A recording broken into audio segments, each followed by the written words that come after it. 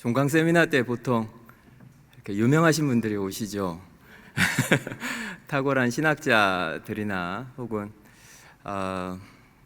특정한 분야에서 여러분들에게 많이 도움을 주실 수 있는 그런 전문적인 평신도 사역자들이나 또 성공적으로 교회를 잘 목회하셔서 우리 교회에 도움이 되는 그런 분들이 주로 오시는데, 저는 사실 어느 쪽도 아니어서 여러분에게 정말 죄송합니다. 그냥 평범하고 심지어 예전부터 알고 있어서 신선하지조차 않은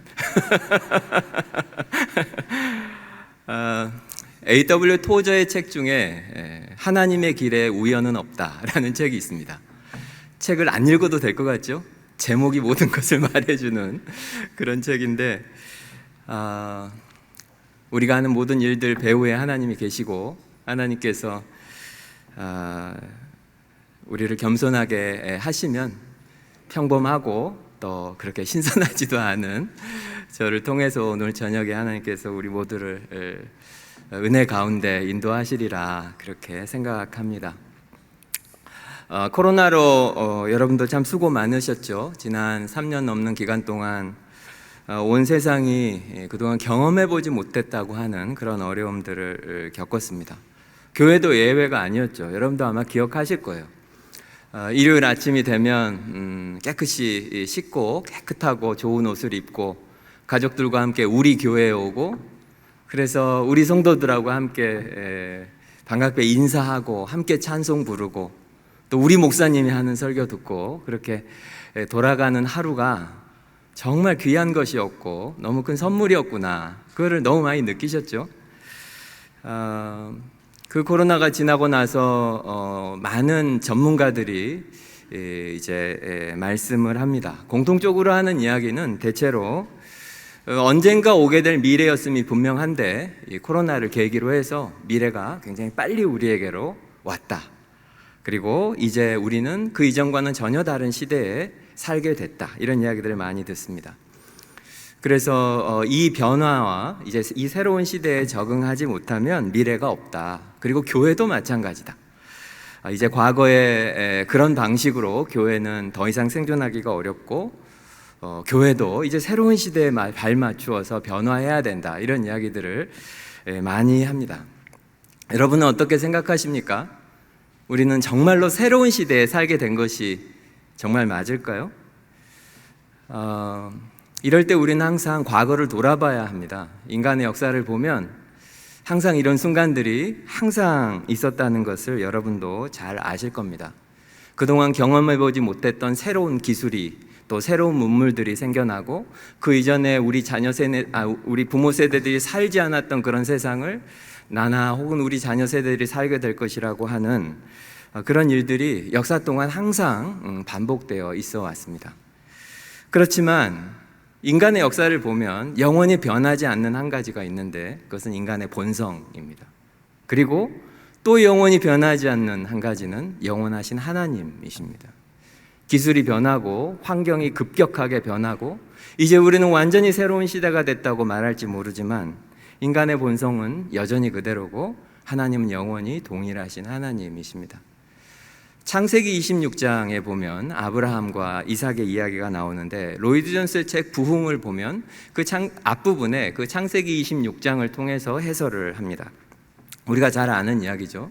이삭이 블레셋 땅 그랄에서 지내는 동안 농사를 아주 잘 지어서 부유해집니다. 그랬더니 블레셋 사람들이 그것을 엄청 시기해서 농사를 짓지 못하게 하려고 그 이삭의 우물을 다 막아버려요. 그래서 이제 거기서 물을 얻지 못하게 합니다. 그때 이삭이 어떻게 합니까? 아브라함이 팠던 그 우물을 다시 파는 거죠. 블레셋 사람들이 거기에 넣어놓았던 것들을 다 꺼내고 그 우물을 다시 파내려 갑니다. 이것은 우리에게도 여전히 마찬가지입니다. 지금 우리에게 필요한 것은 새로운 샘을 파는 것이 아니라는 거죠. 이전 세대들도 지금 우리가 말하고 있는 것처럼 세상은 완전히 새로워졌다. 이제 우리는 이전에 경험해보지 못했던 완전히 새로운 세상을 산다. 그러니 우리의 미래에 대해서 말해줄 미래 전문가를 모셔다가 우리의 미래에 대해서 듣고 준비하자. 성도가, 교회가 그래야 하겠습니까? 우리가 들어야 되는 이야기는 그것이 아닙니다. 우리의 선조들이, 믿음의 선배들이 우리와 같은 이런 혼란스러운 상황에, 새로운 시대를 맞으면서 무엇을 해야 될지 모르겠다고 하는 이런 상황에 그들이 아브라함이 팠던 그 우물을 이삭이 다시 파서 생수를 얻었던 것처럼, 우리도 선배들이 했었던 것처럼 다시 그 우물로 돌아가서 그 샘을 길어서 거기서 생명의 샘물을 얻어야 하는 거죠. 바로 이 성경입니다. 우리는 미래에 어떤 시대가 될 것이며, 그것에 교회는 어떻게 대응해야 할 것이며, 그것에 대해서 미래 전문가한테 그 이야기를 들어야 하는 것이 아니고, 성경을 펴서 성경이 교회에 대해서 어떻게 말하고 있고, 우리는 도대체 누구이며 오늘 여기서 무엇을 하고 있는지 성경이 말하고 있는 바를 다시 듣는 것이 훨씬 중요한 일입니다. 그래서 오늘 우리는 여러분이 이미 다 알고 있지만 다시 교회에 관하여 성경이 어떻게 말하고 있는지 함께 생각해 보려고 합니다. 교회에 관해서 성경이 많은 곳에서 말하고 있지만 오늘 우리가 읽은 이 에베소서는 가장 대표적으로 교회에 관해서 말하고 있는 책입니다. 아마도 우리 교회에 관한 설교, 특히 에베소서에 관한 설교 정말 탁월하게 하시는 우리 화 목사님 통해서 여러분들이 이미 에베소서를 잘 배우셨으리라 그렇게 생각합니다. 에베소서를 시작하면서 바울은 에베소서 맨 앞부분에 어떤 이야기를 하냐면 하나님이 가지고 계신 구원의 원대한 계획에 관해서 말합니다. 깨어진 세상이 있는데 그 깨어진 세상을 하나님께서 크신 능력으로 다시 회복시키신다. 그래서 그 그림이 어떻게 되냐면 에베소서 1장 10절 말씀해 보십시오. 에베소서 1장 10절. 하늘에 있는 것이나 땅에 있는 것이나 다 그리스도 안에서 통일되게 하려 하심이라. 죄가 이 땅에 들어오면서 하나님과 우리 사이의 관계가 끊어지고, 동료 인간 간의 관계가 끊어지고, 그리고 인간과 자연 만물 사이의 관계가 모두 깨트려지게 됩니다. 그때 하나님께서 다시 구원의 역사를 시작하셔서 그분의 크신 능력으로 이 깨어졌던 모든 것들을 다시 회복시키시는 거죠.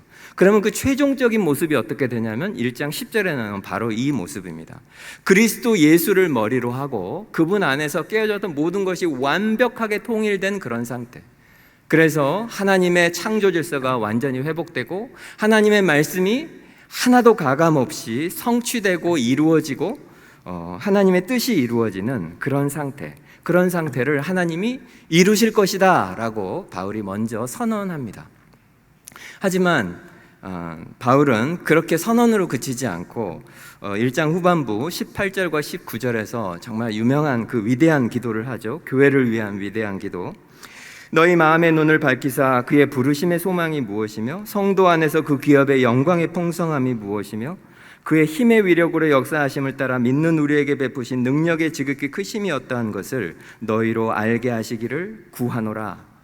이 기도에서 바울은 우리가 가진 진짜 큰 문제는 하나님이 어떤 분이신지, 무엇보다도 하나님의 능력이 어느 정도인지에 관해서 충분히 알 만큼 알지 못한다는 것이 우리의 문제라고 생각합니다. 그래서 바울은 성도들이 그 하나님의 능력의 크심과 위대함을 깨닫기를, 진짜로 그것을 알기를, 그것을 위해서 기도합니다. 그리고 나서 2장이 시작되면 그 하나님의 능력이 실제로 우리 개인에게 어떻게 역사하는지, 그 능력이 어떻게 실제로 그 구원의 능력이 우리의 삶에 나타나는지에 대해서 이제 계속해서 이야기를 하는 거죠. 읽지는 않았지만 2장 1절부터 10절에서 바울이 하는 이야기는 핵심적으로 하나님께서 그 하나님의 그 창조의 능력, 그 구원의 능력으로 첫 번째 하시는 것은 우리 각 개인들에게 오셔서 깨어진 인생들을 새롭게 하는 거예요. 한마디로 말하면 죽음 가운데 있던 우리를 생명으로 인도하시는 그런 하나님의 능력을 나타내셔요. 그래서 각 개인이 완전히 새로운 존재로 바꾸신다. 그것이 1절에서 10절까지의 이야기고, 이어서 이제 11절부터 20절, 우리가 오늘 읽었던 이 본문에서 바울은 어떻게 하냐면 그렇게 깨어진 사람들 한 사람 한 사람들을 하나님께서 불러 모으셔서 공동체를 이루고 그 공동체를 회복시키신다는 거예요. 아까도 말씀드렸지만 죄가 들어오면 제일 먼저 하나님과 우리 사이의 관계를 깨트리죠. 그리고 나서 동료 인간들과의 관계를 깨트립니다. 그리고 자연 만물과 우리의 관계들도 깨트립니다. 구원이 시작되면 하나님께서 예수 그리스도를 통해서 하나님과 우리 사이의 관계를 먼저 화목해 하십니다. 그리고 나서 그 하나님과 화목함을 입은 사람들 사이에 깨어졌던 관계들을 완전히 새로운 관계로 만드신다는 거죠. 그것을 정말 아름답게 표현한 것이 14절과 15절 말씀입니다. 에베소서 2장 14절과 15절 말씀 우리 한 목소리로 한번 같이 읽어볼까요? 2장 14절 15절 시작. 그는 우리의 원수된 것 곧 중간에 막힌 담을 법조문으로 된 계명의 율법을 폐하셨으니 이는 이 둘로 자기 안에서 한 새 사람을 지어 화평하게 하시고. 우리 가운데 있었던 그런 벽들을, 담들을 예수님의 육체로 완전히 허무시고, 그런 다음에 어떻게 하십니까? 예수 그리스도 안에서, 자기 안에서 한 새 사람을 지었다, 그렇게 표현합니다. 앞부분과 연결해서 보면 한 사람 한 사람을 회복시키신 다음에 그 사람들을 불러 모아서 그 사람들 사이에 있던 담을 허무르고 그 모든 사람들을 일종의 새로운 한 사람으로 만든다는 거죠. 여럿이 모여 있지만 그 전체를 한 새 사람이라고 표현하고 있습니다. 그러니까 우리는 우리 개인의 구원을 받지만 그 동시에 성경은 한 번도 우리의 개인의 구원을 우리가 속한 공동체, 이 교회와 분리시켜서 성경은 말하지 않습니다. 모세도 그렇게 가르쳤고 예수님도 그렇게 가르쳤고 성경은 모든 곳에서 그렇게 말씀하십니다. 성도는 하나님을 경외하는 백성들 가운데 하나님이 택하신 그의 하나님의 사람들 속에 있을 때 진짜 가치 있는 존재가 된다고 성경은 모든 곳에서 말합니다. 오늘 바울도 그렇게 말하고 있는 거죠. 바울이 진짜 우리에게 말하고 있는 이 순서를 한번 보십시오. 바울은 우리가 정말 하나님의 능력을 알기를 원해요. 그래서 간절한 마음으로 기도를 합니다. 교회가 정말 그거를 보게 해달라고. 그리고 나서 하나님의 능력에 관해서 말하고, 그리고 이어서 교회에 관한 이야기를 합니다. 무슨 이야기입니까? 하나님의 능력, 그래서 교회. 하나님의 능력, 그리고 교회. 이런 거예요. 여러분 어떻게 생각하세요? 하나님의 능력 모두 좋아합니다. 하나님의 능력을 싫어하는 사람은 없어요. 모두 하나님의 능력이 내 삶에 나타나기를 간절히 기도하고 또 원하고, 아마 여러분도 그러실 거예요. 그런데 그 하나님의 능력이라는 것이 그냥 내가 원하는 어떤 소원이 들어지고 내 문제가 해결되는 그런 어떤 개인적인 것으로만 여러분 생각하고 계시고, 교회랑은 아무 상관이 없는 일이다, 혹시 그렇게 생각하고 계십니까? 하나님께서 만드신 새 한 사람, 진리와 은혜의 공동체, 이것과 아무 상관없이 있는 한 개인인데 하나님의 능력을 과연 경험할 수 있을까? 하나님께서 교회는 창세 전에 계획하시고, 그리고 그리스도의 육체로 십자가로 우리 가운데 있던 이 막힌 담을 다 허시고, 그리고 새롭게 창조하신 이 새 한 사람, 그 속의 일부가 아닌데 성경이 말하는 하나님의 능력이 내 삶에 임할 수 있을까? 성경은 그것에 관해서 대단히 부정적으로 말합니다. 왜냐하면 교회는 하나님이 깨어진 세상을 구원하시는 데 있어서 가장 핵심적인 요소 중에 하나며, 하나님의 은혜와 능력이 성도와 세상 가운데 흘러가는 가장 핵심적인 기구가 교회이기 때문에 그렇습니다. 물론 오늘 우리가 경험하고 있는 이 땅에 있는 이 지역 교회들, 현실의 교회들이 얼마나 실망스러운지 여러분도 잘 아시고 저도 잘 압니다.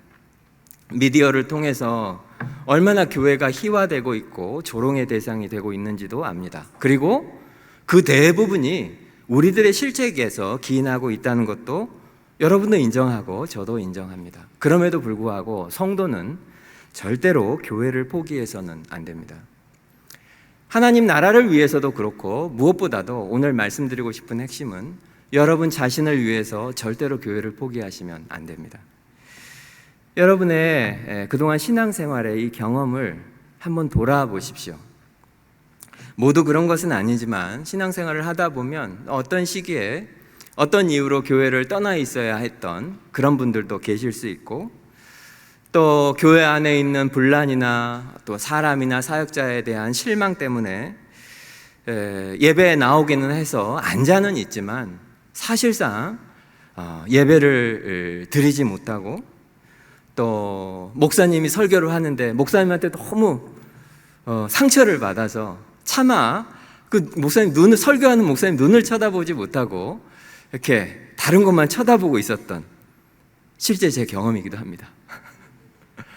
그런 경험을 하신 분도 계실지도 모르겠습니다. 하지만 어떤 이유로든지 간에 그때 고통받는 쪽은 우리입니다. 성도 자신이에요. 그래서 하나님의 무리에서 떨어져 있으면 언제나 고통받는 것은 바로 우리 자신입니다. 믿음이 점점 사라지고, 그리고 하루하루 마음이 너무나 빠른 속도로 식어버리고 믿음이 영원히 메말라가는 그런 경험을 하신 분들이 계실 겁니다. 왜 그렇겠습니까? 우리에게 교회는 절대적으로 필요한 곳이기 때문에 그렇습니다. 우리에게 진짜 필요한 그 무엇이 있는데 그것은 오직 교회 안에만 있기 때문에 그렇습니다. 우리가 성도라면. 그래서 우리는 오늘 교회가 정말 어떤 것인지 좀 더 살펴보려고 합니다. 성경에는 이 교회라고 하는 것이 너무 크고 또 풍성하기 때문에 그것을 한두 가지 이 설명으로 다 설명할 수 없어서 다양한 은유들로 교회에 관해서 표현하고 있습니다. 그 중에서 가장 강렬하고 우리가 가장 잘 아는 교회에 관한 비유는 그리스도의 몸이죠. 여러분도 너무 잘 아시리라 생각합니다. 우리 황 목사님도 그리스도의 몸에 대한 강조를 정말 많이 하시죠. 가장 생생하고 강렬한 비유인 것 같아요. 교회가 몸이다라고 하는 거. 우리 모두는 한 몸으로 연결되어 있고 우리는 유기체이며 우리는 그냥 어디 한 구석지에서 나 홀로 존재할 수가 없고 우리 모든 서로 연결되어 있어서 눈에 보이지 않지만 우리는 영적인 그런 영향들을 서로 주고받는 존재다라고 하는 이 비유는 굉장히 중요한 비유입니다. 또 하나 우리 개인에게 적용을 해보면 우리는 나 혼자서 있을 수 없는 존재이며 우리는 항상 거대한 몸의 일부라는 생각을 하고 있어야 합니다. 나와 상관없이, 몸과 상관없이 나 홀로 존재할 수 없는 존재다. 또 하나 중요하게 생각해야 할 것은 이 몸의 비유에서 교회를 그리스도의 몸이라고 하면 그것은 단순히 우리가 연결되어 있다는 의미를 뛰어넘어서 우리의 책임과도 관련이 있습니다. 예수님께서 하나님이신 그분이 사람의 몸으로 이 땅에 오셔서 그분의 몸을 실제로 가지셨죠. 성육신하셨기 때문에. 그때 예수님께서는 하나님 나라를 선포하고 하나님 나라 사역들을 그분의 진짜 몸으로 그 육신을 가지고 행하셨습니다. 그분이 죽고 부활하신 이후에 승천하셨죠. 그래서 그분이 이제는 교회의 머리가 되셨습니다. 그리고 교회는 그리스도의 몸이 되었습니다. 그러면 우리는 이전에 그분이 성육신하셔서 하셨던 그 사역을 이제 그리스도의 몸인 우리들이, 교회가 그걸 해야 하는 거예요. 하나님 나라를 선포하고 가르치고 치유하고 돌보고 섬기는 일을 하라고 우리는 그리스도의 몸이 되는 거죠. 뿐이 아니라 교회를 하나님의 가족이라고 부르기도 합니다. 오늘 우리 읽은 에베소서 2장 19절에서도 오직 성도들과 동일한 시민이요 하나님의 권속이라 우리를 하나님의 가족이라고 말하고 있습니다. 앞부분에서 말씀드렸지만 바울은 하나님의 능력에 관해서 이야기할 때 우리를 죽음 가운데서 다시 살리시는 하나님의 창조의 능력에 관해서 먼저 이야기를 하죠. 우리가 예수를 믿게 되고 그리고 우리에게 믿음이 생기고 그것이 얼마나 강렬한 경험인지 성경에서는 그 경험을 어떻게 표현하냐면 거듭났다고 표현합니다. 그러니까 다시 태어났다 이렇게 표현하죠. 우리는 죽었다가 새로운 생명을 가지게 된 사람이에요. 그러니까 다시 태어난 거죠.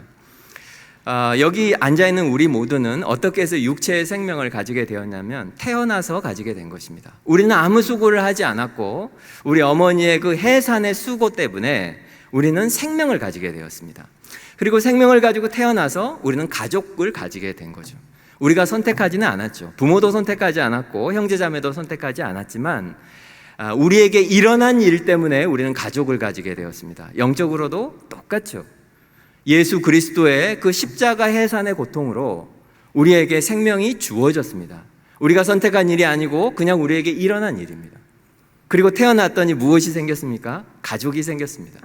영적인 형제와 자매들을, 우리가 선택하지 않은 형제와 자매들을 우리는 가지게 됐고 우리는 평생 사랑하고 섬기며 가족으로 살게 되는 거죠. 교회가 바로 그 가족입니다. 또 아까 읽었던 베드로전서 2장에서는 너희는 택하신 족속이요 왕 같은 제사장이요, 우리를 교회를 제사장이라고 부르기도 합니다.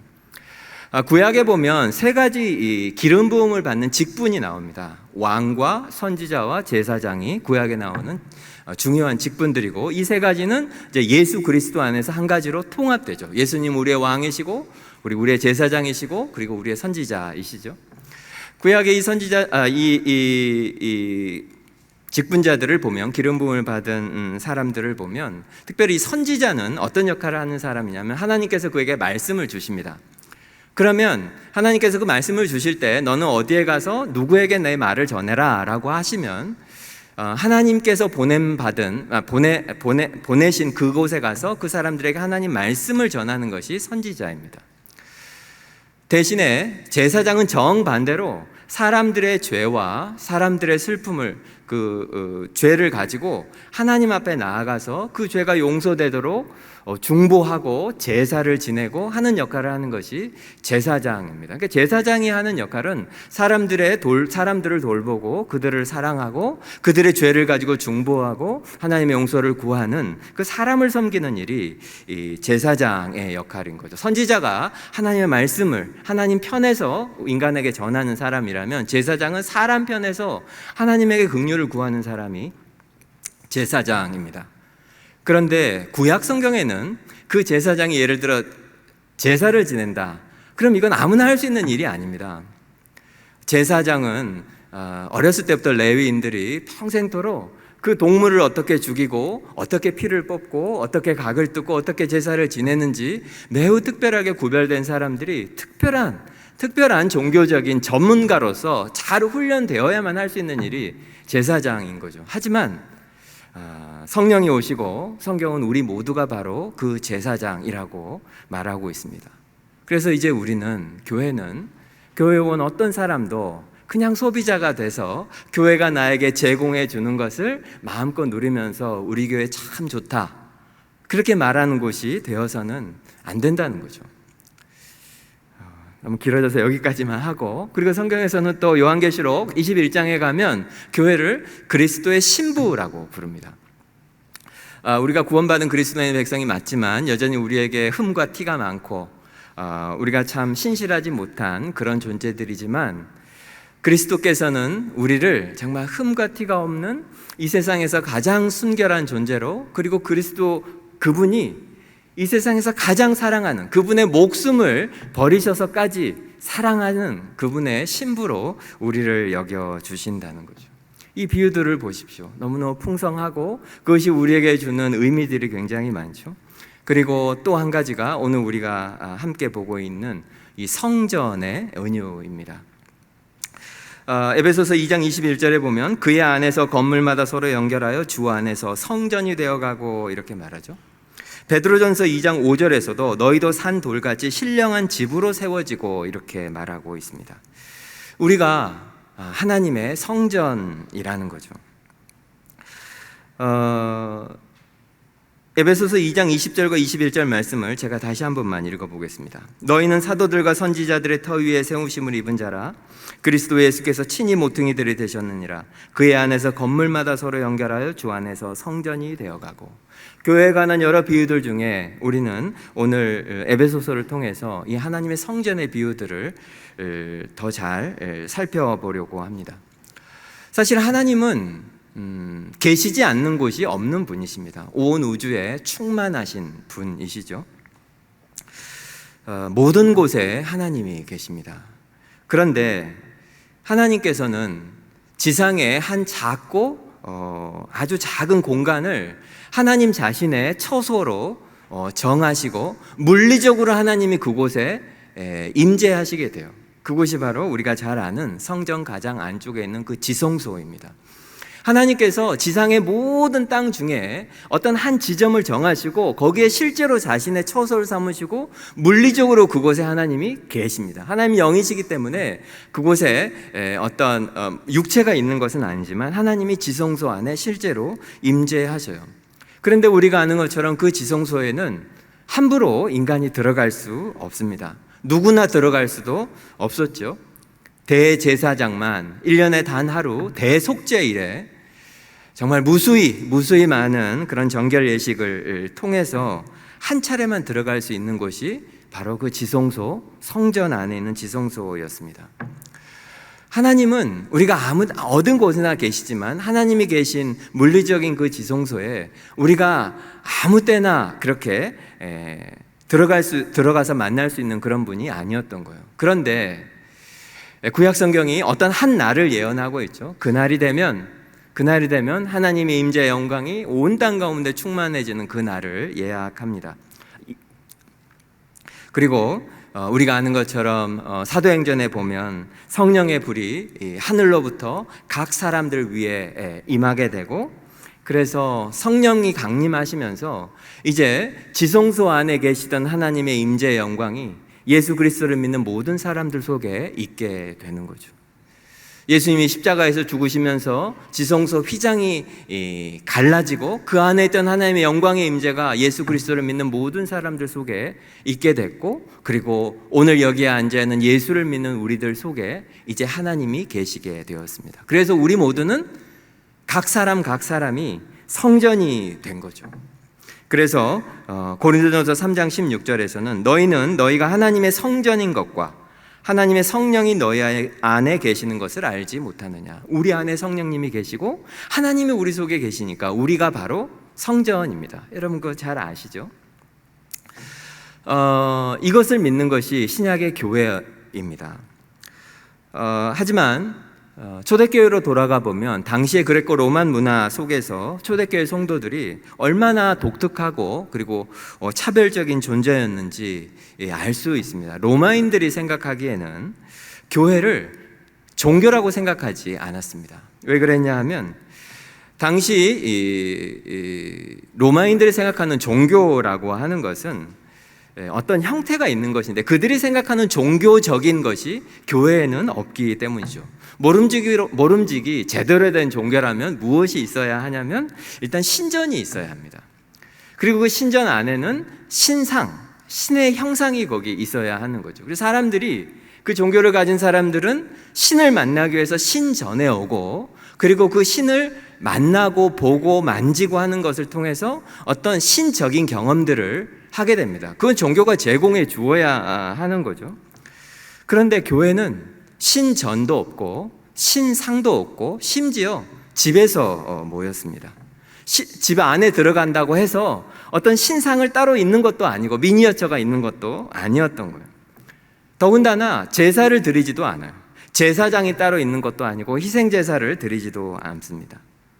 그러니까 그 사람들이 생각하기에는 그렇다면 도대체 이 사람들은 신은 어디서 만나는 것이며 어떤 방식으로 신한테 나아간다는 것이며 이 모든 것이 도대체 종교로서는 너무 말이 안 된다고 생각을 했던 거예요. 그래서 아주 미개한 종교이거나, 그러니까 발전되지 않은 미개한 종교이거나 아니면 종교가 아니라 신을 믿는 것이 아니고 이 사람들은 어떤 특정한 방식의 삶을 사는 사람들, 그러니까 종교로서가 아니라 어떤 방식의 삶을 사는 도덕적인 그런 삶을 사는 그런 어떤 특정한 형태의 삶의 방식이라고 그렇게 생각을 했었던 거죠. 그렇다면 교회는 성전, 즉 하나님을 만나고 그리고 우리가 어떤 영적이고 신성한 경험을 하는 그런 곳이 없습니까? 그렇지는 않죠. 그렇지 않습니다. 우리들도 하나님을 만나고 하나님을 경험하고 굉장히 영적이고 신성한 경험들을 우리 모두가 하고 있죠. 성경은 우리가 그런 신성한 경험, 영적인 경험을 할 수 있는 곳이 분명히 있다고 말하고 있습니다. 그런데 그것이 이방의 모든 종교들과 이 땅에 존재하는 모든 종교들이 말하는 것처럼 우리 눈에 보이는 이런 돌로 쌓은, 돌 위에 돌을 위에 올려서 쌓은 이 성전이 아니고, 건물이 아니고, 그리스도인, 한 사람 안에 하나님이 계시는 그리스도인 위에 또 다른 그리스도인을 쌓고 또 다른 그리스도인을 쌓아서 만들어진 그런 신령한 집, 바로 교회, 그곳을 통해서 우리는 하나님을 경험하고 신령한 경험들을 하게 된다고 말하고 있습니다. 오늘 바울의 말은 돌로 쌓은 성전이 아니라, 건물이 아니라 그리스도인으로 이루어진 공동체가 바로 성전이라고 그것에 대해서 말하고 있습니다. 건물을 한번 생각해 보십시오. 우리 교회는 참 좋아요. 이게 바로 이 돌들이 보여서 오늘 이 이미지를 아주 잘 볼 수 있습니다. 건물을 지으려면 가장 먼저 기초석을 넣죠. 튼튼하고 가장 흔들리지 않는 그 좋은 돌을 기초로 놓고, 오늘 성경의 말씀대로 모퉁이 돌로 그 돌을 놓고 그 위에 이제 돌들을 쌓아서 올라갑니다. 돌 위를 한 단을 쌓고 그 위에 또 다른 돌을 올리고 그 돌이 그 위에 있는 돌을 지탱하고, 그렇게 해서 건물이 이제 올라가는 거죠. 그것을 하는 사람은 건축가입니다. 건축가는 머릿속에 건물에 대한 그림이 있고 어떤 구조로 어떤 모양으로 건물을 지을지를 머릿속에 완벽하게 가지고 있고, 그래서 돌을 보면 이 돌을 이제 선택을 하겠죠. 채석장에서 이 돌을 가져갈까 저 돌을 가져갈까, 그러면서 그 돌을 가져가서 자기 머릿속에 있는 이상적인 위치에 놓을 것을 염두에 두고 그 돌을 택합니다. 건물을 잘 짓는 건축자라면 돌이 정말로 너무너무 멋있고 세련되고 이 돌이 정말 아름다워 보인다고 해도, 만약에 그 재질이 굉장히 약한 재질이라면 아무리 크다고 해도 그런 돌을 건물의 아랫부분에 놓지는 않을 겁니다. 왜냐하면 그 돌이 그 건물의 하중을 견디지 못할 것이기 때문이죠. 그래서 적절한 돌을 바른 위치에 두어야 하는 것은 너무 당연합니다. 그리고 그 돌을 택한 다음에 적절한 모양으로 그것이 잘 끼워지도록 그렇게 하는 거죠. 그리고 그 사이를 시멘트나 하여간 잘 접착될 수 있는 곳으로 해서 건물을 견고하게 세워갑니다.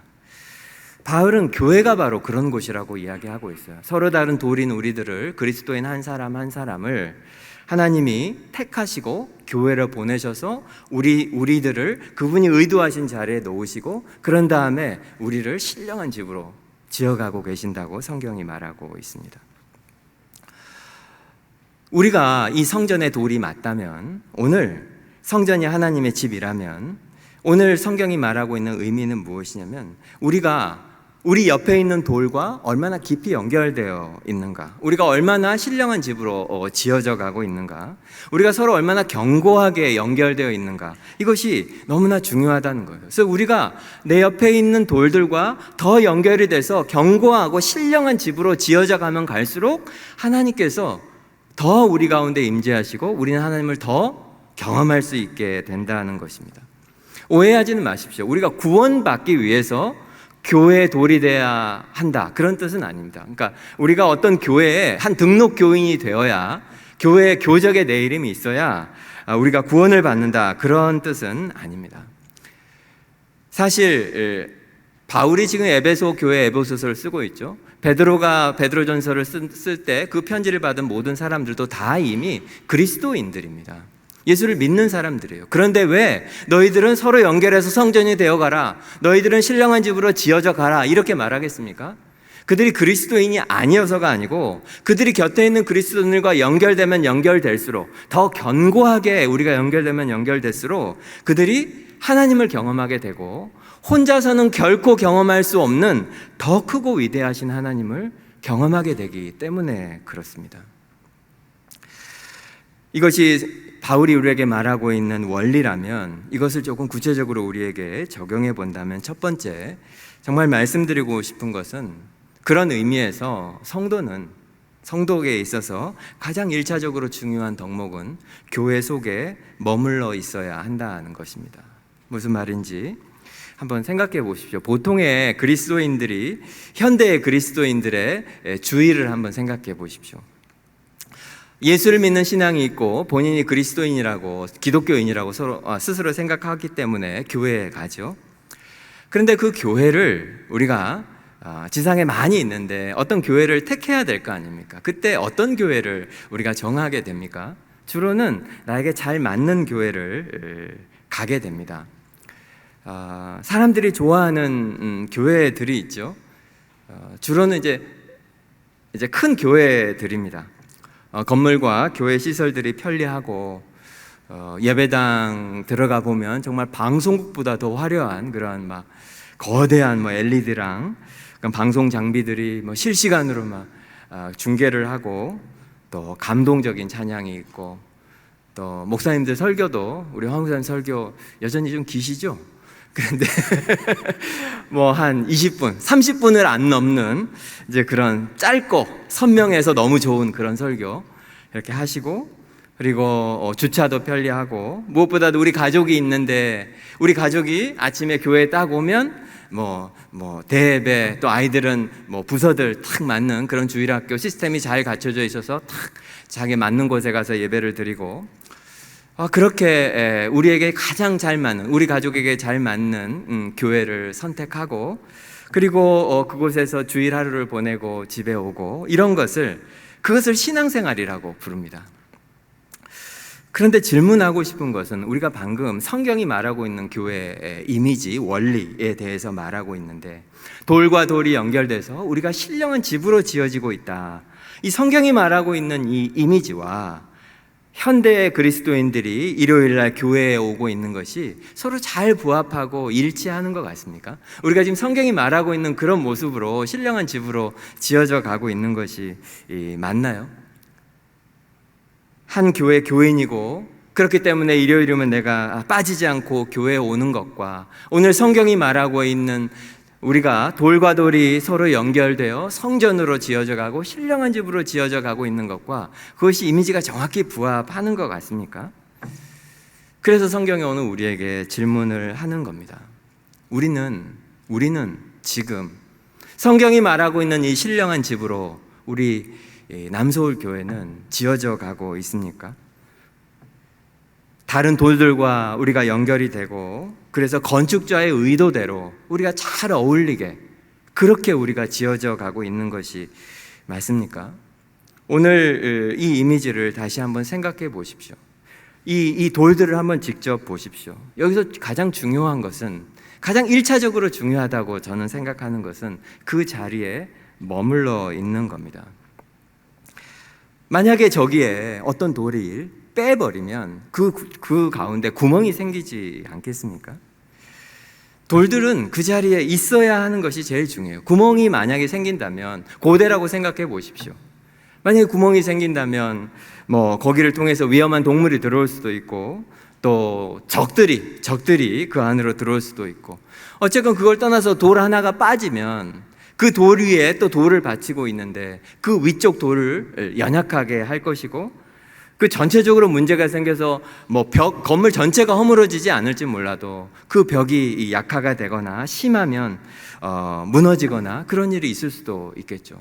중요한 것은 채석장에서 건축자가 의도를 가지고 나를 뽑아서 그 자리에 거기에 두었다면, 제일 중요한 덕목은 그 자리에 머물러 있는 것입니다. 그 자리를 지키는 것. 그리스도인에게 있어서 이것은 매우 중요한 일입니다. 특별히 우리가 살고 있는 이 시대는 그리스도인들조차도 너무 우리가 소비자가 되어 갑니다. 우리가 항상 그렇죠. 어떤 가게에 가서 마음에 안 들면 다른 가게 가고, 어떤 음식점 가서 맛이 없으면 다른 음식점 가고, 그것은 우리에게 당연한 권리라고 여깁니다. 그래서 심지어 교회조차도 어느 교회 다니다가 나를 행복하게 하지 않으면 내가 다른 교회 가는 것이 너무 당연한 권리로 생각합니다. 최근에 어떤 유명한 교회에서 분립개척을 했는데, 제가 소식을 들었는데 1년이 안 돼서 교인이 1000명이 넘는 교회가 되었다는 말을 제가 들었습니다. 개척을 했는데 1년 만에 1000명이 넘었대요. 목사님이 탁월한 분이셨겠죠. 그러니까 1년도 안 돼서 그렇게 교회가 엄청난 부흥을 했겠죠. 저희 교회 개척한 지 6년이 되었습니다. 한편으로는 어떤 생각도 들었냐면, 그렇게 짧은 시간 만에 1000명이나 되는 교인들이 생기는 그런 교회가 됐다는 말을 듣고, 사람들 마음속에 여전히 그런 갈급함이 있구나. 좋은 교회, 정말 성경이 말씀하시는 그런 성경적인 교회, 그곳에서 우리가 잘 정착해서 그 신앙생활을 잘 하고 싶다. 그런 좋은 교회를 찾는 그런 마음들이 여전히 성도들 마음에 그런 갈급함이 있구나. 그런 생각도 하게 됐습니다. 또 반면에는 아마 그 교회가 정확히 몇 명으로 개척이 되었는지는 저도 잘 모르겠지만 어쨌건 1년이 안 돼서 단기간에 최소한 800~900명 이상의 성도들이 늘었다면, 물론 그 중에는 불신자를 전도도 했을 테고, 또 오랫동안 교회를 떠나 있던 분들이 이 기회에 새로 그곳에서 신앙생활을 시작하기도 했을 테고, 그런 좋고 선한 일들이 많이 있기도 했겠지만, 그런 숫자들보다는 아마도 대부분은 아마 기신자들이 어떤 이유로든지 교회를 옮겼을 가능성이 훨씬 높아 보입니다. 그래서 그 이야기를 듣고 제 마음속에 성도들이 여전히 나에게 맞는 교회, 또 좋은 교회라는 생각이 들면 언제든지 떠날 준비가 돼 있구나, 그런 생각을 하면서 좀 두렵기도 하고 씁쓸하기도 하고 그렇게 생각이 들었던 기억이 있습니다. 아마 여러분들 중에도, 오늘 여기 계신 분들 중에도 남서울교회에 등록한 지 오래되지 않으신 그런 분들도 아마 계실지도 모르겠습니다. 어떤 이유로든지 교회를 옮겨서 남서울교회로 오신 여러분들에게 먼저 말씀드리고 싶은 것은 일단 잘하셨다고 말씀드리고 싶어요. 남서울교회로 오셨으니 잘하셨다, 그것도 맞지만 그러니까 어떤 이유로든지 간에 새로운 교회에서 생명의 말씀을 듣고, 그리고 마음을 새롭게 하고 새로운 마음으로 신앙생활을 하려고 결심하시고 그렇게 교회로 옮기신 그것은 정말 잘 하신 것입니다. 하지만 여러분 한번 생각해 보십시오. 우리가 언제였든지 간에 여기 앉아있는 우리 모두는 사실 심지어 남서울교회 개척 멤버라 하더라도 우리들은 그 어떤 시점에 우리가 오래오래 기도하고 고민하면서 큰 결심을 해서 우리는 남서울교회 교인이 되었습니다. 여러분 모두도 마찬가지일 것이에요. 그것이 1년 전일 수도 있고 10년 전일 수도 있고 그보다 훨씬 이전일 수도 있지만, 우리는 교회를 옮길 때 사실 정말 고민을 많이 합니다. 여러분도 그런 경험이 있으실 거예요. 과연 교회를 옮겨서 이게 우리가 신앙생활 잘 할 수 있을까? 그 교회에서 우리가 오래오래 행복하게 신앙생활을 할 수 있을까? 우리가 잘 적응할 수 있을까? 참 그런 고민들을 많이 하고, 하나님이 우리를 이곳으로 보내는 것이 맞나 기도하고, 여기가 정말 우리한테 맞나, 많은 고민과 기도와 그런 다음에 큰 결단을 하고, 성도라면 대부분 그런 시간을 거쳐서 교회를 옮기게 되죠. 하지만 우리가 기억해야 될 것은 그 배후에는 우리의 모든 고민과 결심과 그 오랜 시간에 그런 기도 있었고, 그리고 나서 우리가 결심해서 이곳에 왔지만, 성경은 우리에게 그 모든 것의 배후에는 남서울교회라고 하는 이 신령한 집에 성전 돌로 우리를 삼으시려고, 하나님, 에베소서를 보십시오. 하나님 우리를 언제 택하셨다고 말하냐면 창세 전에 택하셨다고 말합니다. 창세 전에 하나님은 우리를 택하시고, 하나님께서 어떤 특정한 시점에 특정한 상황 가운데 우리를 남서울교회로 보내셨습니다. 여러분, 그것을 믿으셔야 합니다. 우리의 선택이고, 그리고 우리의 고민이고, 심지어 어떤 우리의 잘못된 선택으로 내가 여기 있는 것 같다고 할지라도 성경은 분명히 하나님께서 배후에 계시고 그분이 건축자셔서 우리의 모양에 딱 맞는 자리를 남서울교회에 두시고 거기에 우리를 넣으시려고 이곳에 보내셨다는 것을 꼭 기억하십시오. 그래서 혹시 여기가 좀 나랑 안 맞는 것 같다, 이 교회는 우리랑은 좀 안 맞는 것 같다, 잘 안 어울리는 것 같다, 이런 생각이 혹시 들더라도 먼저 생각하실 것은 우리를 보내신 분이 있다는 것을 꼭 기억하시기 바랍니다. 그래서 할 수 있으면 그 자리를 지키는 것. 교회를 옮기면 안 된다, 그런 뜻은 아니지만 하나님께서 아주 비상한 방식으로 나를 그곳에서 옮기시기 전까지 성도가 먼저 해야 될 것은 건축자이신 그분이 나를 이곳에 놓으셨다는 것을 기억하십시오. 내가 남서울교회 성도 된 것은 나에게 일어난 일입니다. 내 선택이지만 나에게 하나님 때문에 일어난 일이라는 것을 기억하시고 그 자리에 머무는 것이 가장 중요합니다.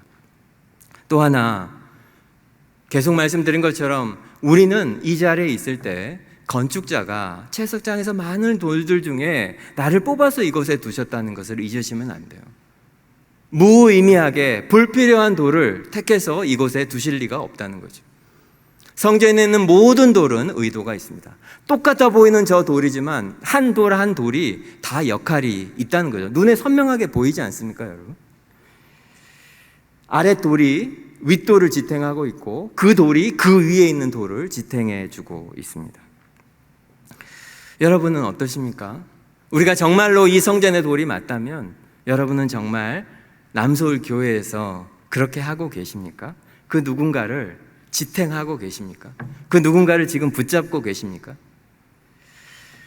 어떤 형제 자매를 힘을 다해서 붙잡고 넘어지지 않게 붙잡고 빠져나가지 않게 붙잡고 그리고 지탱하고 섬기면서 사역하고 그분 속에 조금이라도 믿음이 더 자라도록 기도하고 돕고 그렇게 여러분은 하고 계십니까? 많은 사람을 해야 될 필요는 없습니다. 오늘 목장 모임인데 목자니까 나는 우리 목원들을 그리고 나는 목자가 아니니까 그럴 필요 없다. 그렇게 생각하십니까? 단 한 사람이라도 여러분은 그렇게 여러분이 붙잡고 있는 사람이 우리 교회에 있으신가요? 아니 그것 하라고 우리가 교회에 지금 헌금도 하고 우리 교회에 이렇게 사역자가 이렇게 많은데 그 사역자들이 하셔야 되는 일 아닌가? 그건 목사님 일이죠. 우리는 회사에서 열심히 일해서 교회 헌금하면 목사님들이 전문적으로 그 일을 잘하시는 분들이고 또 그것 하라고 이제 목사님들 교회에 많이 계시니까 하셔야지 왜 그걸 우리한테 하라고 하시나. 아마 그런 분은 안 계실 거라고 생각합니다. 우리 일주일 내내 회사에서 또 일터에서 너무너무 힘든데 교회 와서 하루만이라도 좀 마음 편하게 지내고 좀 즐겁게 좀 교제하고 그냥 그렇게 하면 좋겠는데 무슨 남을 섬기고 부담되고 힘들게 그렇게 해야 하는가. 아마 그렇게 생각하는 분들은 아무도 계시지 않으리라 생각합니다. 이 그림이 너무 명백하니까요. 오늘 성경도 그것이 특별히 훈련된 목사 한 사람, 아니면 어떤 사역자 그룹, 그런 사람들만 교회를 떠받치는 것이 아니라고 성경이 분명히 말하고 있습니다. 한 사람 이외에 또 한 사람, 또 그 사람 이외에 또 다른 한 사람, 그렇게 서로가 서로를 지탱하고 붙잡아 주는 것이 교회라고 그렇게 말하고 있어요. 그래서 우리 중에 아무 역할이 없는 사람은 단 한 사람도 없습니다. 우리는 그 누군가를 지탱하는 돌이 되고 있어야 합니다. 근데 이것이 참 놀랍게도 복음의 원리와 너무나 정확하게 일치합니다. 한번 생각해 보십시오. 예수님은 교회의 기초이시죠. 오늘 20절 말씀에 그리스도 예수께서 친히 모퉁이 돌이 되셨느니라. 그분이 교회를 바치시는 기초이십니다. 그 예수님이 교회를 지탱할 수 있는 이유는 그분이 가장 강하시고 그분이 가장 완전하시고 그분이 가장 아름다우시고 탁월하시기 때문입니다. 그 누군가를 밑에서 바치려면 그 누군가를 위에 두고 그걸 바치려면 아래에 있는 사람이 당연히 강해야죠. 여러분 그 미국의 미식축구 같은 경기 이런 거 보면 중간에 쉬는 시간이나 이럴 때 그 치어리더들 나오잖아요. 그러면 주로는 아주 막 우락부락한 남자들이 밑에 있고 그리고 이렇게 자매들이 위에서 이렇게 하늘로 던지고 돌고 뛰어내리면 받고 막 이런 장면들 많이 보셨죠. 그 장면이 너무 선명하게 보이지만 밑에 있는 사람이 강하게 그 사람을 받아주고 지탱을 해주니까 위에 있는 사람이 굉장히 자유를 느끼게 됩니다. 그 누군가를 섬긴다고 하는 것은 그 사람이 강하기 때문에 섬기는 거예요. 그 누군가를 섬긴다고 하는 것은 그 사람이 성숙하기 때문에 그런 것입니다. 그리고 어떤 사람이 섬기는 것보다는 오히려 섬김을 받는 사람이라면, 지탱함을 받는 사람이라면 또 그 사람은 아마도 자기 아래 받쳐주는 사람보다 약한 사람이기 때문입니다. 하지만 이 그림이 너무 명백하게 보이는 것처럼 그 사람도 자기 위에 그 누군가를 바치고 지탱하는 그런 모습이 교회의 모습이라는 거죠. 중요한 것은 우리 모두가 이런 관계 속에 있어야 한다는 것입니다. 우리 모두가 단 한 사람도 예외 없이 나의 연약함을 알기 때문에 돕고 또 내 문제와 고민 그런 것을 잘 알아서 목장 모임에서 많이 경험하셨잖아요. 여러분의 고민과 어려움들을 그 안에서 나누고, 그럼 어떻게든지 나를 도우려는 사람들이 있고, 또 목장에서 나눔을 했는데 그 어떤 경험인데 다른 사람들은 그것이 사실 진짜로 어떤 상황인지 잘 모르는데, 나도 그 경험을 했기 때문에 나만 그 자매의 그 형제의 마음을 너무나 잘 알아서 나 아니면 그 사람을 이해해 주지 못하니까 그 사람을 꼭 붙잡고 이해하고 돌보려고 하는 것입니다. 그래서 그것이 교회의 진짜 모습이 되는 거죠. 우리가 정말로 그렇게 하고 있느냐는 거예요. 그냥 교회에서 친하게 지내자, 지금 그 말씀을 드리는 것이 아닙니다. 그냥 화목한 교회가 되자, 그런 말씀이 아니고, 이 말을 하는 이유는 우리가 그렇게 되어야 정말로 우리가 하나님을 경험할 수 있기 때문에 그렇습니다. 여러분, 성경에 하나님이 어디 계시나요? 그냥 다른 신들처럼 신전에서 죽은 동물들의 피를 기다리며 그렇게 계십니까? 아니면 여러분이 열심히 일해서 번 돈 헌금 받으려고 일요일마다 이 예배당에서 하나님이 여러분을 기다리고 계십니까? 그렇지 않습니다. 신령한 집인 우리 속에 하나님이 계십니다. 우리들 안에. 하나님을 정말로 경험하려면 우리가 하나님의 사람들 속에 연결되어야 합니다. 여러분은 어떠신가요?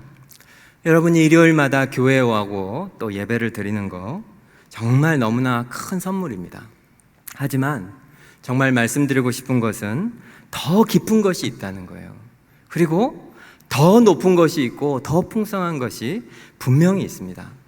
그러니 여러분, 조금만 더 용기를 내시고, 그리고 조금 더 마음을 열어서 옆에 계신 분들과 조금 더 연결되어 보십시오. 그러면 여러분이 정말 바라는 것처럼 하나님을 더 깊이 분명히 경험하게 되실 것입니다. 그것이 교회의 비밀이고 신비이며, 하나님이 여러분의 삶에 은혜와 하나님의 능력을 베푸시는 방식입니다. 하나님의 은혜와 하나님의 능력이 여러분 삶에 공급되는 가장 중요한 통로는 교회입니다. 이런 설교를 들으면 많은 분들이 제일 먼저 드는 생각이, 나는 근데 그런 자격이 없다, 이런 생각들을, 그런 느낌들을 갖습니다. 나는 지금 나 혼자 내 믿음 지키기도 정말 버거운데 내가 무슨 다른 사람을 섬기고 다른 사람을 지탱하고 내가 어떻게 그렇게 하나, 그렇게 생각하시는 분들이 계실지도 모르겠어요. 두 가지만 말씀드리겠습니다. 첫째는 하나님 나라 원리는 세상의 방식과 전혀 다르다는 거예요. 세상에서는 그 어떤 일을 하려면 그 일을 할 수 있는 능력이 있는 사람을 뽑습니다. 그리고는 그 사람한테 일을 줍니다. 하지만 성경은 조금 다릅니다. 하나님은 사람을 부르시고 그 일을 맡기시면 그 일을 할 수 있는 능력을 주십니다. 그러니까 하나님의 부르심에는 그 일을 할 수 있게 능력을 주시겠다는 약속이 포함되어 있습니다. 그래서 우리들은 내가 더 믿음이 잘하면 내가 그것을 하리라, 이렇게 해서는 안 된다는 거죠. 그렇지 않아요. 우리가 믿음으로 순종하며 싸우지 않는 곳에 하나님이 은혜를 주시는 법은 없습니다. 너무 단정적으로 말씀드려 죄송한데, 우리가 자신이 없고 용기가 안 나고 그리고 나한테 자격이 없다고 그렇게 생각해서 우리가 그 믿음으로 아무 일도 하지 않으면 우리는 절대로 하나님의 은혜와 특별히 하나님의 능력을 경험할 수 없어요. 우리가 그 하나님 말씀 순종할 때 우리는 하나님의 능력을 실제로 경험하게 됩니다. 항상 나만 생각하고 그냥 주를 위해서 뭔가 나를 희생하거나 내어주는 그런 어떤 것도 하지 않으면 너무 안타깝지만 그렇게 해서는 정말 하나님의 능력을 경험하기가 정말 어렵습니다. 여러분도 다 경험하시겠죠. 특별히 오늘은 이제 목장 종강 모임이니까 성도들은 다른 사람을 섬길 때 진짜로 성장하게 됩니다. 특히 목자들은 너무나 잘 아실 거예요. 내가 정말 그 누군가를 붙잡고 섬기기 시작하면 제일 먼저 무엇을 알게 되냐면 나를 보게 됩니다. 아, 내가 진짜 사랑이 없구나. 내가 진짜 남을 섬기기에는 너무 자격이 없구나. 내가 이렇게까지 남을 오래 참지 못하는 사람이구나. 우리는 그것을 금세 보게 됩니다. 그리고 또 동시에 그런 나를, 우리 주님이 나를 얼마나 참아주시고 용납해 주시고 오래 참아주시고 이런 나를 얼마나 사랑하시는지 남을 섬길 때 우리가 비로소 경험하게 되는 거죠. 그렇기 때문에 우리들은 남을 섬겨야 비로소 나를 알고 주님을 알게 되고 그리고 우리의 믿음이 성장하게 됩니다. 그렇기 때문에 뭔가 내가 준비되고 자격이 될 때 이 일을 하리라, 내가 뭔가 목자도 되고 그러면 뭔가 훈련을 받고 나면 이 일을 하리라, 그렇게 생각하실 필요가 전혀 없습니다. 작은 것이라도 용기를 내어 해보십시오. 그러면 내가 목자도 아닌데 내가 뭐하러, 그렇게 하지 마시고 아주 작은 일이라도 해보십시오. 그러면 하나님의 은혜가 분명히 임할 것이고 하나님이 그것을 기뻐하신다는 것을 분명히 경험하시게 되실 것입니다. 또 하나 정말 중요한 것 중에 하나는 나의 약함이 그렇게 문제가 되지 않는다는 거예요. 아까도 말씀드린 것처럼 마음속에 나는 아직 그럴 자격이 없고 내가 무슨 힘으로 남을 섬기나, 나도 지금 제대로 못 사는데 내가 어떻게 남한테 예수 잘 믿으라고 말하나, 나는 그런 자격이 없다, 이렇게 생각하실지 모르지만 전혀 그렇지 않습니다. 우리가 아까 읽었던 베드로 전서를 쓴 사람이 베드로 아닙니까? 성경에 나오는 모든 사람들 중에 가장 최악의 배신자, 그리고 최악의 실패자, 바로 베드로입니다. 그 베드로의 이름이 시몬인데 그 시몬의 뜻이 무엇인지 아십니까? 바위 반석이라는 뜻입니다. 베드로를 생각해 보십시오. 반석 같습니까? 물론 초대교회의 그 위대한 사도 베드로는 반석에 어울리는 사람일지 모르지만 원래 그는 그런 사람이 전혀 아니었습니다. 우리가 너무 잘 알잖아요. 붙잡히시던 그날 밤을 생각해 보십시오. 주님이 마음이 너무 고통스러워서 제자들을 데리고 가요. 그리고 주님 자신을 위해서 기도해 달라고 부탁합니다. 그런데 잠들어 버려요. 주님이 지금 어떤 심정인지 알지도 못한 채 거기서 그냥 잠들어 버립니다. 그러다가 주님을 붙잡으러 병사들이 왔을 때 엄청난 두려움이 느껴져요. 내가 이분한테 인생을 걸고 지금까지 살았는데 이분이 이렇게 무기력하게 붙잡혀 가버리고 나면 이제 나도 붙잡힐 것이고 이제 내 인생도 이것으로 끝이구나 생각하니까 다 포기하고 예수님도 버리고 그냥 도망가 버리죠. 그리고는 그날 밤에 다시 사람들이 너가 예수와 같이 있었던 그 물이 아니냐 물을 때 무려 3번이나 그냥 아니라 하지 않고 심지어 나중에는 예수님을 저주하기까지 합니다. 이름이 반석인데 반석을 한번 생각해 보십시오. 거대한 바위, 비바람이 불고 폭풍우가 치고 창수가 나도 그 자리를 견고하게 지키는 흔들리지 않는 바위, 그것이 자기 이름인데 사실 베드로는 그 순간에 작은 위험에도 그냥 작은 바람에도 그냥 휩쓸려서 날아가 버리는, 시편이 말하는 정말 바람에 나는 겨와 같은 그런 너무나 가벼운 그런 배신자였습니다. 그런데 우리가 아는 것처럼 요한복음 21장에 보면 부활하신 주님이 베드로를 찾아오시죠. 그리고 3번이나 물으십니다. 베드로야, 이렇게 볼까요? 반석아, 네가 나를 사랑하느냐? 바위야, 네가 나를 사랑하느냐? 그렇게 물으셔요. 그때마다 베드로가 네 주님, 내가 주님 사랑하시는 거 아시잖아요. 3번 답해요. 그때 주님이 내 양을 먹이라, 내 양을 치라 하십니다. 무슨 말씀입니까? 무엇을 하라는 겁니까? 교회를 섬기라는 거예요. 그것도 지도자로 섬기라는 겁니다. 여러분이 베드로라면 여러분 어떻게 답하시겠습니까? 제가요? 안 되죠. 전 못하죠. 제가 어떻게 해요? 내가 나를 알고 주님도 나를 아시는데 나 최악이잖아요. 그게 대답하지 않았겠습니까? 내 이름이 반석인데 나는 그 이름에 전혀 합당하지 않은 사람입니다. 그런 저를 내가 무슨 자격으로 다른 사람한테 예수 믿으라고 합니까? 내가 한 짓을 내가 아는데. 근데 주님이 그를 교회에 기둥으로 세우신 것은 바로 그 이유 때문 아닙니까? 여러분이 잘 아시잖아요. 베드로가 한 그 일 때문에 베드로는 이 세상 누구를 만나도, 어떤 극악한 죄인을 만나도 그를 정죄할 수 없는 사람입니다. 그리고 베드로라고 하는 그 사람 자체가 하나님의 은혜가 얼마나 큰지를 가장 잘 보여주는 사람이었던 거죠. 그러니까 그 약함이, 심지어 그 실패와 죄가 베드로로 하여금 가장 다른 사람을 잘 도울 수 있는 사람이 되게 합니다. 그런 실패를 잘 경험하지 못하고 삶이 항상 도덕적이고 그래서 남을 볼 때 마음속에 벌써 우월감을 느끼는 사람들은 다른 사람의 죄를 잘 돕기가 쉽지 않습니다. 하지만 베드로는 다른 사람을 더 잘 도울 수 있었고 더 민감할 수 있었고 누구한테도 정죄할 수 없었고 그래서 복음을 더 잘 말할 수 있고 그래서 복음의 증인으로 사는데 어떤 면에서 가장 적절했던 사람이었던 거죠.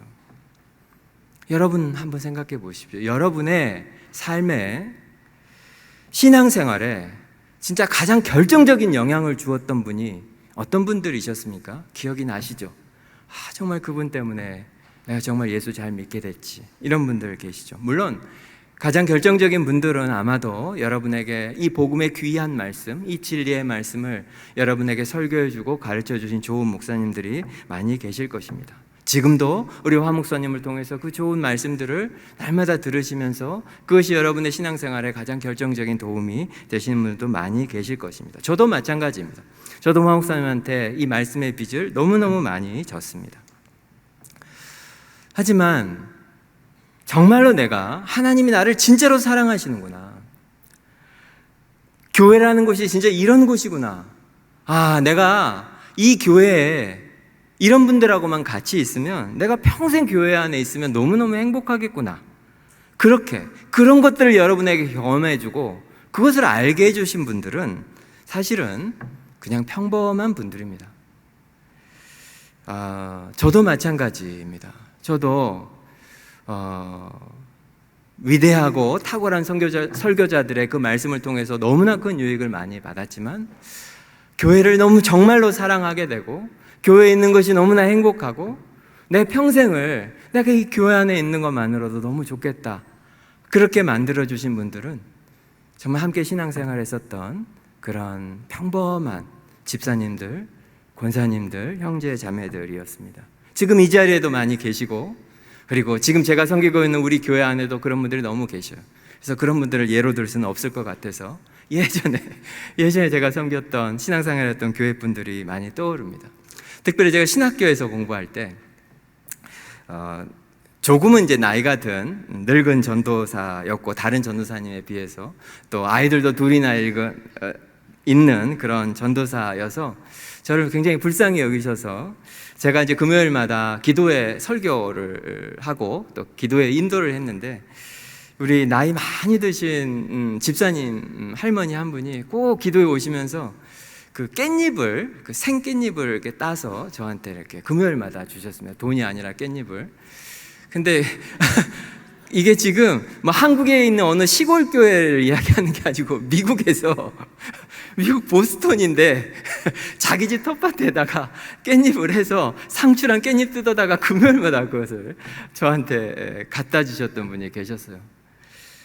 그리고 또 그 교회에 정말 세탁도 하신 분들이 많이 계셨는데, 정말 이 와이셔츠 셔츠 하나 $1밖에 못 버는데 그걸 이렇게 다려서 정말 한 달에 한 번씩 그 100불씩 전사님 미안합니다 하면서 100불씩 이렇게 주셨던 그런 집사님들이 계셨고, 지난달에 이제 제 아내가, 저는 이제 가지 못했는데 제 아내가 정말 10년이 훨씬 넘는 시간 만에 그 교회를 방문했더니 그 집사님이 제 아내의 손을 잡고 13년이 지났는데 지금도 매일 우리를 위해서 기도하고 있다고 그 집사님이 그렇게 말씀을 하셨다고 합니다. 뭐 셀 수 없이 너무너무 많습니다. 그거는 우리가 만약에 모여서 이야기를 한다면 밤새도 할 수 있겠죠. 여러분에게도 그런 분들이 너무 많으시고, 우리는 교회를 통해서 하나님의 사랑을 경험하고, 교회를 통해서 하나님의 은혜를 경험하고, 교회를 통해서 하나님의 능력을 경험합니다. 여기서 교회는 바로 여러분입니다. 우리들입니다. 저도 마찬가지인 것이, 탁월하고 또 능력이 많은 그런 목사님들이 많이 계시죠. 오늘 같은 이런 목장 종강 세미나 뭐 이런데 보통은 이제 저보다 훨씬 탁월하신 분들이 오시고, 또 이런 강의를 하면 막 성도들의 시선을 완전히 빼앗고, 그리고 막 정말 들었다 놨다 막 강렬한 그런 시간을 만들고, 여러분 모두가 그냥 시간이 어떻게 갔는지 모르고, 그리고 끝나고 나면 야, 그분 진짜 잘하시더라, 그분 진짜 강의 잘하시더라 하는 그런 느낌이 들게 하는 진짜 그런 탁월한 분들이 많으십니다. 또 비상한 능력으로 교회를 크게 부흥시키신 그런 분들, 그래서 여러 군데 다니시면서 그런 소개도 하고 그런 분들 많이 계십니다. 물론 하나님께서 그런 탁월한 분들을 그분의 나라를 위해서 사용하시는 것에 대해서는 너무나 감사하죠. 실제로 오늘 에베소서를 적은 이 바울은 정말 최고의 지성 중에 지성이었습니다. 그리고 하나님 나라 정말 섬겨왔던 수많은 사람들, 무슨 조나단 에도들을 포함해서 많은 사람들이 천재였었고 정말 탁월한 사람들이 많았습니다. 그리고 하나님께서는 그런 사람들을 잘 사용하시죠. 그런데 그 탁월한 사람들이 그 탁월한 능력을 가지고 사역을 하는 것이 저 개인적인 입장에서 보면 사실 부럽진 않습니다. 왜냐하면 그분들과 저는 너무 다르기 때문에 차이가 너무 많이 나니까 질투가 나거나 비교의 대상이 아닌 거예요. 너무 떨어져 있어서. 그리고 동시에 그분들이 잘 하시는 것을 보면 저에게 그것이 용기를 내게 하지는 않습니다. 너무 탁월한 분들이시라 그분들이 탁월하게 잘하는 것이 제 안에 나도 잘할 수 있겠다 그런 용기를 주지는 않더라고요. 그런데 반대로 이름도 없이 빛도 없이 사역하는 많은 목사님들이 너무 많이 계시지 않습니까? 그런 분들을 가끔 이렇게 저렇게 만나게 되면 야, 저분에 비하자면 나는 너무너무 감사하고 내 상황이 그러고 나의 게으름이 너무나 부끄럽고 내가 정말 부끄럽다. 저분도 저렇게 하시는데 그러면 나도 할 수 있겠지. 그런 생각을 하게 돼요. 나 같은 사람도 하나님이 사용해 주실 수 있겠지. 그것을 믿을 수 있게 해줍니다. 그분이. 뛰어난 사람이 잘하는 것은 나에게 용기를 주지 못할지 몰라도 나와 비슷한 사람들이 하나님의 손에 들려 사용되는 걸 보면 그것이 제 안에 큰 용기와 열망들을 생기게 합니다. 우리도 할 수 있습니다, 여러분. 우리도 다 할 수 있습니다. 여러분이 그 누군가의 삶에 아주 큰 영향을 줄 수 있다는 것을 믿으십니까? 분명히 우리는 그런 존재들입니다. 왜냐하면 오늘 성경이 말하고 있지 않습니까? 하나님께서는 여러분 모두를 채석장에서 택하셨기 때문입니다. 의도를 가지고 우리의 자리가 이 교회에 분명히 있다는 거예요. 그리고 내가 아니면 버텨줄 수 없는 사람이 내 위에 분명히 존재합니다. 그래서 우리가 여기 있는 거예요. 나는 아니지. 그런 사람은 단 한 명도 없다는 거예요. 성경이 지금 말하고 있는 바는. 지금 무슨 대단한 일을 하자는 것이 아닙니다. 오늘 목장 마지막 날이지만 여러분 목장에서 우리 기도 제목 나눔 같은 거 하잖아요. 그리고 목장 나눔할 때 상당히 많은 시간 우리 안에 있는 문제들과 어려움들을 나누지 않습니까? 그때 그렇게 나눔을 하고 나면 우리 함께 기도하잖아요. 내가 내놓은 내 문제를 가지고 우리 목자가 또 우리 목원이 그 제목을 가지고 기도할 때 여러분 그 소리를 들으시죠? 그럼 어떤 기분이 듭니까? 아, 저분이 정말 나를 사랑하시는구나. 이 작은 사람들 그룹 속에서 내가 진짜 사랑을 받는구나. 이분들이 나를 정말 중요하게 여기시는구나. 나는 사실 기도 제목을 여기다 내놓지만 솔직히 말하면 난 별로 기도도 안 하는데 이분들이 나를 위해서 기도하니 나의 이 기도의 제목이 금 향로에 담겨 주님에게 올라가고 있구나. 그런 확신과 기쁨이 생기지 않습니까? 우리 모두는 할 수 있습니다. 우리는 모두는 단 한 사람도 예외 없이 그 부르심을 받은 사람들이라는 것입니다. 한 가지 이야기만 하고 마치겠습니다. 호모의 일리아드 오디세이에 보면 오디세이는 그 영웅인데 주인공인데 그 유명한 트로이 전쟁을 이기고 이제 바다를 통해서 고향으로 이제 돌아오게 됩니다. 그런데 고향으로 돌아오려고 하니까 그 중간에 이제 바위가 많이 있는 지역을 통과해야 되는데 그 바위 위에 사이렌이라고 하는 여신이 거기 있는 거예요. 우리가 아는 그 사이렌 소리할 때 그 사이렌입니다. 거기서 이제 이게 이 이름이 나온 건데, 근데 이 사이렌은 무엇을 하냐면 바위 위에 이렇게 앉아서 노래를 불러요. 그 노래 소리를 지나가는 배의 선원들이 들으면 이제 정신이 완전히 미쳐버리는 거예요. 그래서 마땅히 가야 될 목적지를 벗어나서 그 사이렌의 노래 소리에 유혹이 돼서 그쪽으로 배를 가게 하는 거죠. 그쪽은 바위들이 많아서 결국에는 바위에 부딪혀서 배가 파손하고 거기에 있는 사람들이 모두 죽게 만드는 그 사이렌이 노래하는 그 해안을 따라서 가야 하는 거예요. 그때 마녀 여신 키르케가 이 사람에게 이제 사이렌의 유혹에서 이길 방도를 이렇게 알려줍니다. 어떻게 하라고 하냐면, 밀랍으로 만든 귀마개를 다 그 선원들에게 나누어 주라고 해요. 노를 듣는 선원들에게. 그래서 그 선원들의 귀에다가 그 밀랍으로 만든 그 귀마개를 다 막아서 사이렌이 노래를 부르면 그 노래 소리를 듣지 못하게 만들라고 그렇게 합니다. 그리고 나서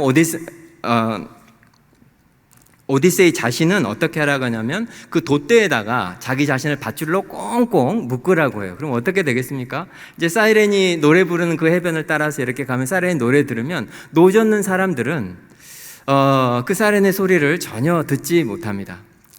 그렇기 때문에 오디세이가 어떻게 말하냐면 이제 가다가 내가 그 사이렌의 소리를 듣고 여러분들한테 자꾸 이상한 말을 하면 오른쪽으로 가라, 오른쪽으로 항로를 벗어나라는 그런 명령을 하면 내 말을 무시하라는 거예요. 내가 소리치든지 뭐라고 하든지 내 말을 듣지 말고 내가 온전히 정신이 돌 때까지 여러분들은 계속 그 방향으로 노를 저어서 원래 우리 목적지, 우리 고향으로 계속 노를 저어서 가라고 그렇게 이야기를 합니다. 들을 때마다 참 아름다운 비유이고 저는 항상 이것을 생각할 때마다 교회를 생각합니다. 이런 교회, 이런 공동체가 있다면 얼마나 안전하겠습니까? 나를 절대로 포기하지 않는 사람, 내가 이상한 말을 하고 내가 상처를 주고 그래도 나를 어떻게 여겨줘요? 저 사람이 지금 사이렌 소리를 듣고 저래, 그렇게 여기면서 나를 포기하지 않고 끝까지 소망의 항구, 바로 우리의 고향까지 우리를 데려다 준다면 얼마나 좋겠습니까? 남서울 교회가 그런 공동체였으면 좋겠습니다. 지난 한 학기 목장 모임 하시느라고 정말 여러분 애 많이 쓰셨습니다. 제가 더 이상 남서울 교회를 섬기는 목사는 아니지만 여러분 정말로 정말 잘하셨습니다. 여러분 영혼에 여러분이 하실 수 있는 가장 좋은 일, 그 중에 한 가지 여러분 하신 거예요. 하지만 두려워하지 마십시오. 오늘 강의의 제목을 영혼을 맡기는 공동체라고 정했는데 여러분 교회를 믿으십시오. 교회를 믿으십시오. 그리고 교회에 여러분 영혼을 맡기십시오. 오디세이가 한 것처럼 교회에다가 여러분을 더 단단히 더 묶으십시오. 그러면 여러분의 연약함에도 불구하고 그리고 심지어 여러분의 죄나 실패에도 불구하고 하나님께서 바로 이 교회를 통해서 여러분을 그 소망의 항구로 도달하게 분명히 해 주실 것입니다. 남서울 교회가 많이 아프고 상한 영혼들을 그 소망의 항구까지 포기하지 않고 품고 가는 그런 교회가 되기를 주님의 이름으로 축복합니다.